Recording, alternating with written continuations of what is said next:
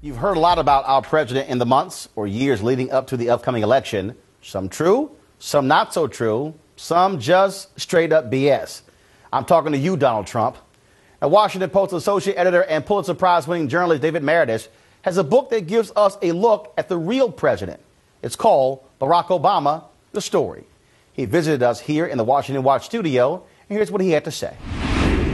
Now, David, I remarked about the cover. Straightforward. Barack Obama, The Story. David Maraniss. You pretty much wanted to keep it simple because for you wanted to tell just the story. You know, I wanted to tell the story, and I wanted it to be so simple that people wouldn't think, oh, I already know this story. Because my whole process of research is to find things that nobody's actually found before and to tell the story fresh. You know, there's so much mythology about people, especially Barack Obama on one side or another, that I want them to know that I'm coming at it straight and simple and the real story. What is interesting about him is this really is a rather complex individual with a complex story. Oh, absolutely. There's so much. I mean, all of us are, to some degree, random creatures, right? We're all created by random events. But Barack Obama is the most unlikely of those sorts of characters. You know, born from the entire world, you know, with the Kenyan father and the mother meeting in Hawaii in a Russian class, and just the way that they both got to that time and place. And then for him, what this book really is, Roland, is two things. It's about the world that created Barack Obama and then how he recreated himself. Given all of the contradictions of life that he was born into, that he had to deal with from the day he was born, how did he figure it out? How did he get to that point where he could have the political life? And that's really what this book tries to When you look explain. at some of these other books that are being done, I mean, a lot of folks on the right wing are putting out books and, oh, he's believing in colonialism. I mean just all kind of just wild so much stuff. garbage. When you see that kind of stuff, does it make you go, guys, come on, what in the heck are you doing? Well, I have various reactions to it. It infuriates me because, you know, it's fine to disagree on policy, but when people spread misinformation, unhistorical, fictional, mythological stories, that's a danger. That's a danger to all of us, and so that infuriates me. So I sort of vacillate between trying to ignore them because it's so preposterous and trying to deal with them. So this book actually deals with a lot of the basic mythologies, you know, from the birther issue to the Muslim issue to many others. I mean, I'm trying to give you the documents and the serious research that shows the true story. I always love to ask authors, what was that one thing that even caught you by surprise where you said, wow?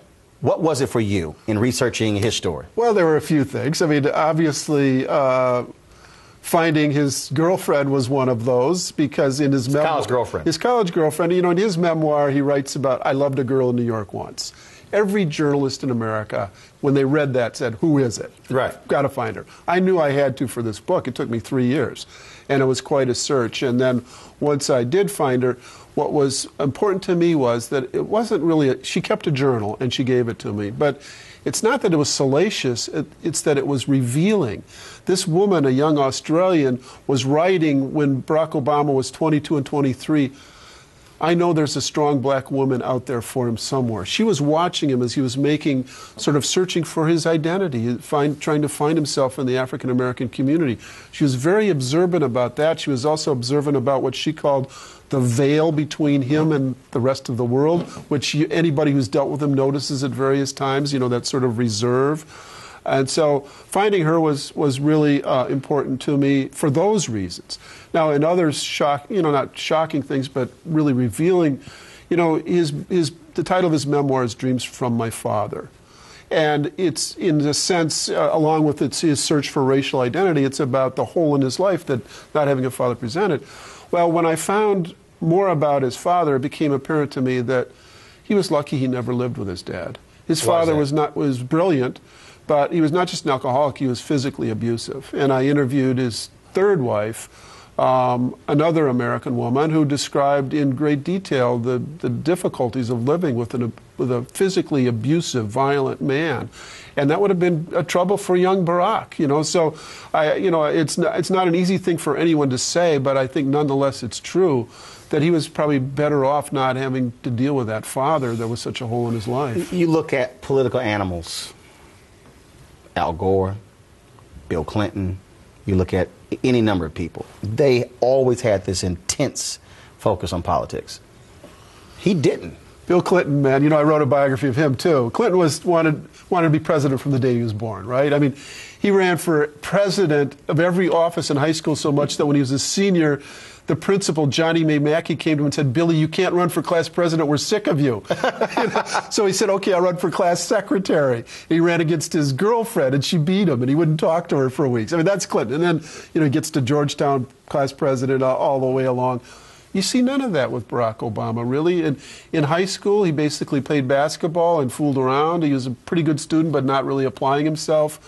For the next 8 years after that, he's trying to find his self-identity, and it's only really when he got to Chicago in 1985 and spent 3 years as a community organizer studying power, the power of corporations over the people, the charismatic electoral power of Harold Washington, the first African-American mayor of Chicago. It was only during those 3 years that he started to think really about he wanted a life in that sense. But before that, you saw none of it.